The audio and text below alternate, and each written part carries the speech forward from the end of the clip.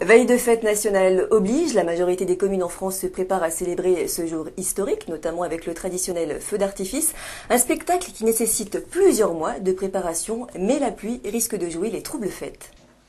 Dans une grange isolée dans la montagne, ces artificiers manipulent des bombes par centaines. Depuis plus de 2 mois, ils câblent des retardateurs, branchent des détonateurs et manipulent des mortiers. C'est notre matériel pour tirer le feu d'artifice. Vous avez ici les mortiers, ce que les gens appellent les bombes dans le ciel, label bleu, label rouge, ça part avec ça. C'est le plus gros calibre qui existe en France, le 300 mm.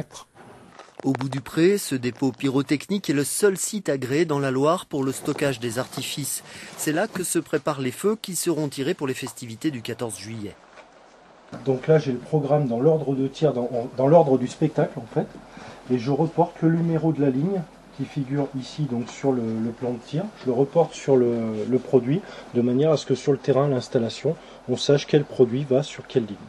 Spectacle sur mesure, script sur ordinateur en 3D, rien n'est laissé au hasard. Et puisque tout le monde veut un feu d'artifice le même jour, il faut s'adapter. En juin, une centaine d'artificiers vient en renfort des 4 salariés permanents. Le jour J, en plus des 20 sites de tir à gérer à distance, il faut composer avec les aléas du terrain, notamment la météo. Et pas de chance, le ciel de ce 13 juillet n'est vraiment pas clément. Si la pluie et le vent sont nos ennemis, on va privilégier d'abord le vent qui va être le plus handicapant parce qu'on va avoir des déviations de projectiles et là ça devient vraiment un vrai problème.